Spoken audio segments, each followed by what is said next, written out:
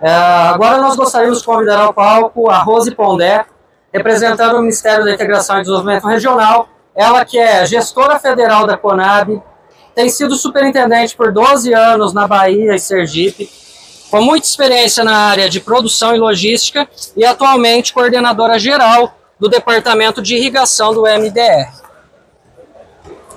Boa tarde, gente. Boa tarde. Vocês estão me ouvindo direitinho? Porque esse silencioso a gente nunca sabe se está sendo bem ouvida. Bem, como eu já fui apresentada, eu sou Rose Pondé.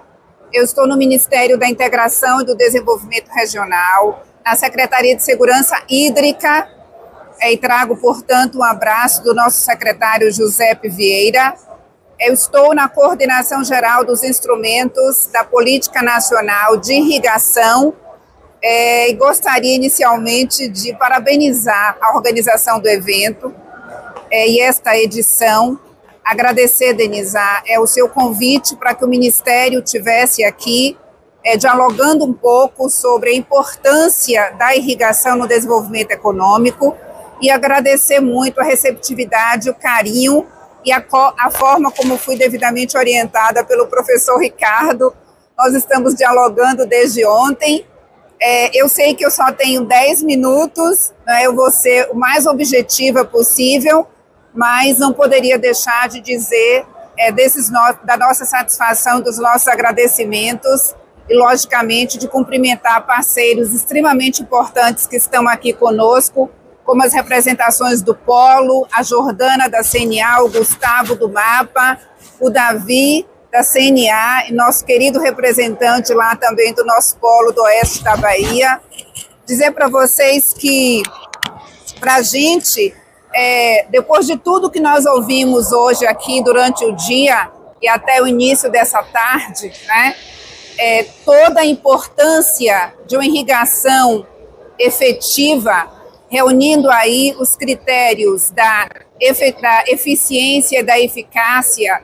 Durante toda a manhã foi falado aqui, inclusive eu estou deixando os meus 2 minutos finais para responder a várias demandas que nos foram apresentadas com relação a gargalos e dificuldades que foram, inclusive, colocados como demanda de forma parceira para o nosso Ministério. Mas nesses primeiros 8 minutos eu gostaria de dizer da importância e de como a gente vê a irrigação no desenvolvimento econômico. E aí, me aliando aos 2 panelistas que me antecederam, eu gostaria de dizer à colega panelista que não precisa ir para fora, basta ir a São Roque e a outras tantas cidades de São Paulo, e que no Mato Grosso que a gente tem um polo reconhecido tão importante. Então, resta claro para todos nós a importância e como o governo, por meio do nosso ministério, que abriga a irrigação, a partir da Lei 14.600, como o nosso Ministério tem dado importância a este tema.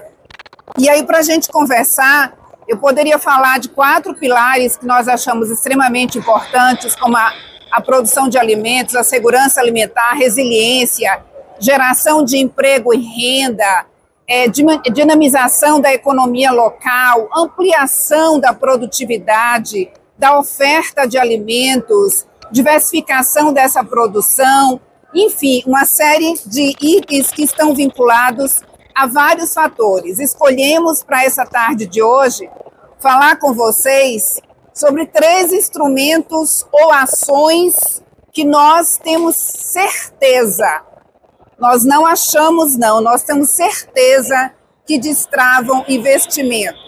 Aí nós vamos falar dos nossos polos de agricultura irrigada, do reconhecimento importante desses polos. Nós vamos falar um pouco do regime especial do REID Irrigação e da Debenture Irrigação Incentivada.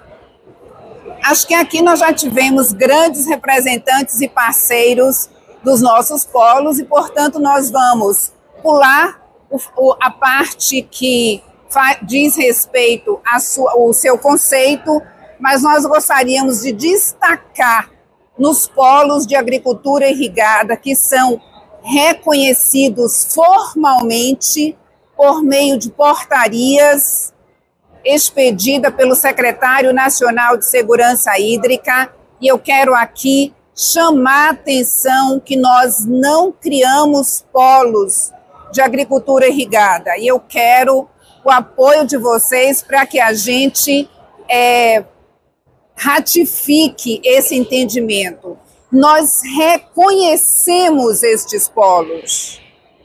O Ministério reconhece, a partir de uma demanda, a partir de uma proposta de ação da própria comunidade local, da própria gestão territorial e, fundamentalmente, de uma atuação conjunta e horizontalizada das instâncias de governo federal, estadual, municipal, mas, sobretudo, com os nossos agricultores irrigantes. E aí eu queria fazer um minúsculo parêntese aqui na minha fala.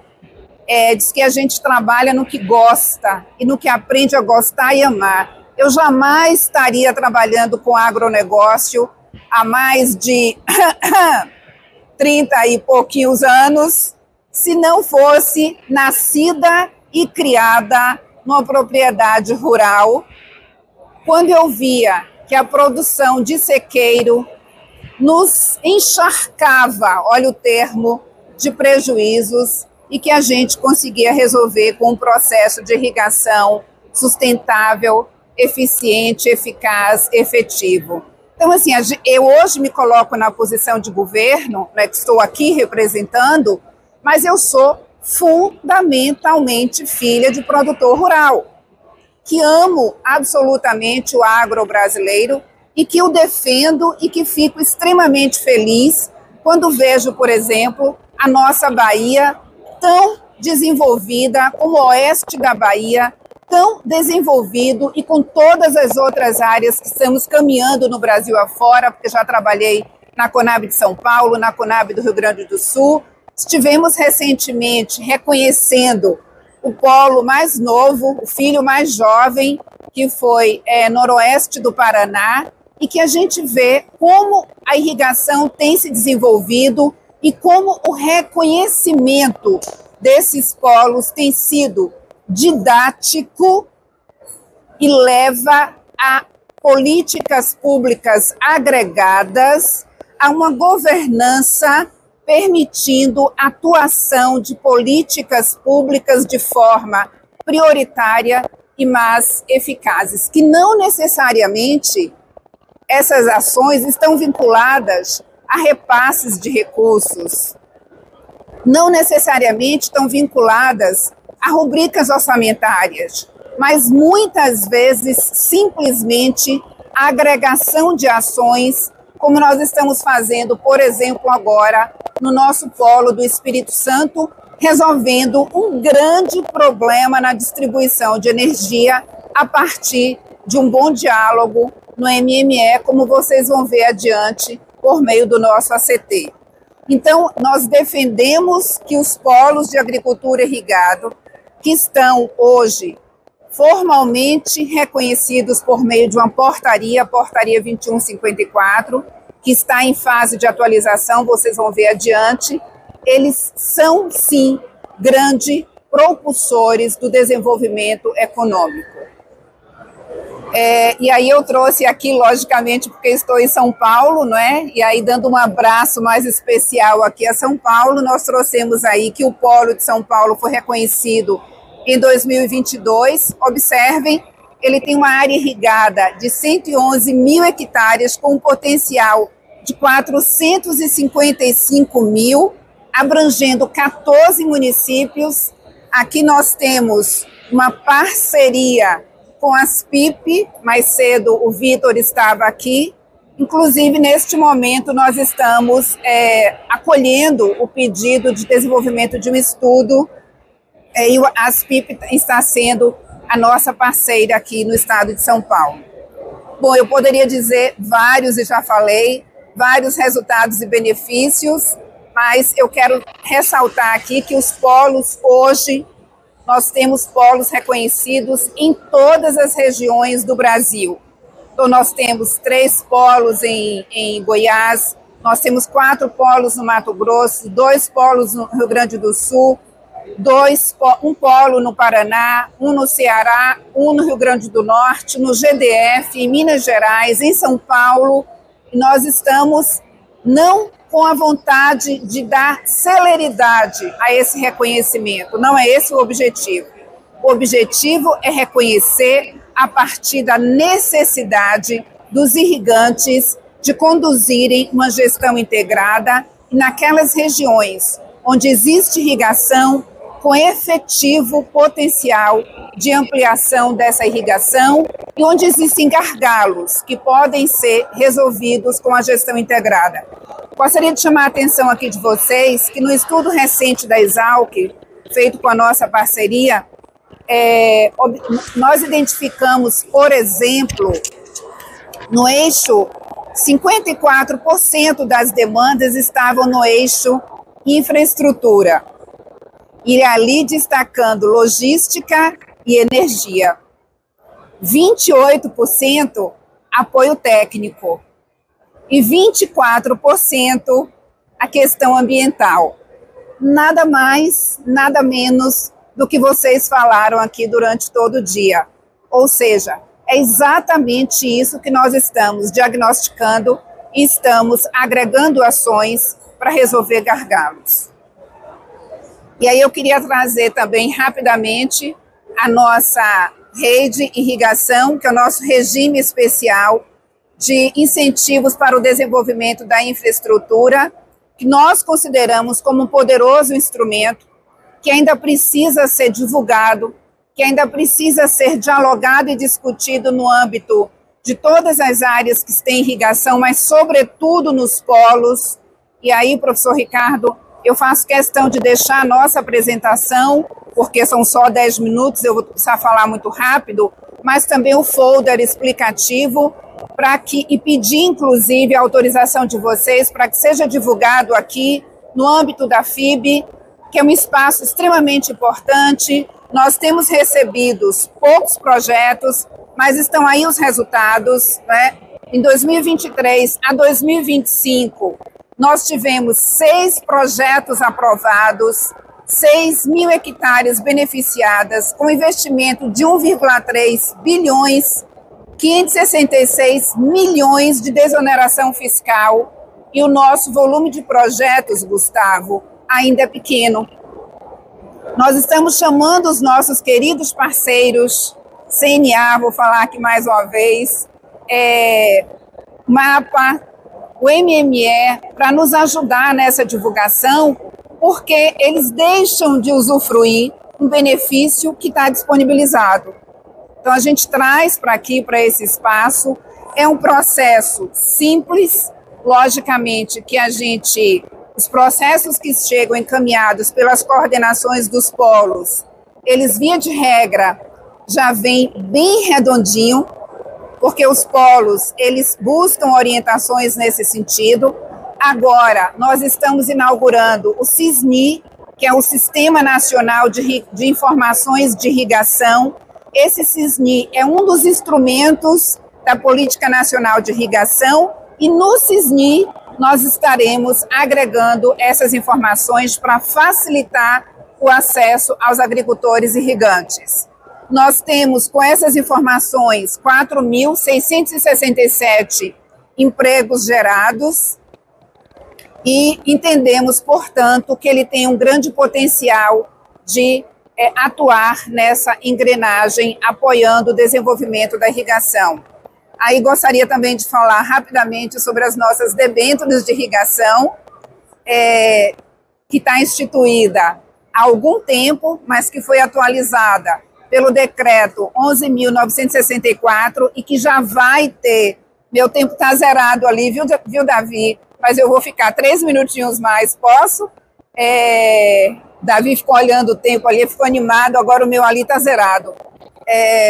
Nós estamos atualizando também esse decreto, eu também vou deixar aqui informações, mas de modo geral, a importância é que os projetos que são considerados prioritários, eles têm a isenção prevista em lei, ou a redução do imposto vinculado ao imposto de renda quando ele solicita, quando ele lança papéis no mercado, atuando, portanto, na ampliação da captação de recurso privado.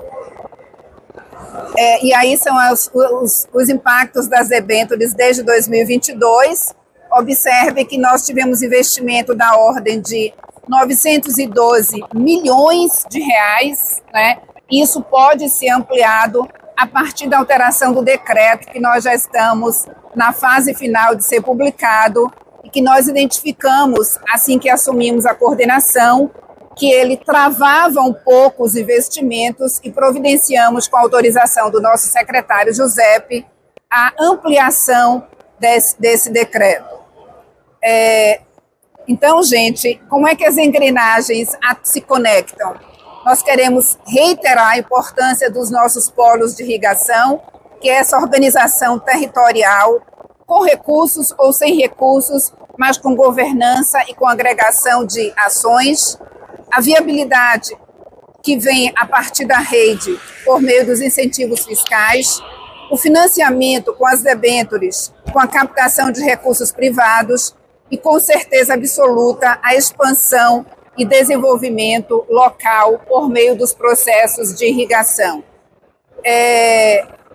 Quais são as nossas recomendações práticas para que isso aconteça para os produtores e empresas, para o MDR, e aí o MDR tem tentado também buscar, eu vou mostrar adiante, novas ações para acompanhar esse movimento dos agricultores irrigantes, para estados e municípios e principalmente para todos os envolvidos, priorizar a eficiência hídrica e práticas sustentáveis na expansão dos processos de irrigação. Mas e é isso? Isso já existe há algum tempo. E o que é que vocês estão trazendo de novo? Então, nós estamos fazendo, neste momento, a revisão da portaria de polos de agricultura irrigada. Como eu falei, nós temos uma portaria de 2020 que reconheceu os 18 polos hoje existentes. Nós estamos fazendo a revisão dessa portaria e o fundamento dessa revisão é a atualização dos critérios, mais que nunca valorizando as associações de irrigantes. Esse é o nosso ponto principal, esse é o nosso recorte principal.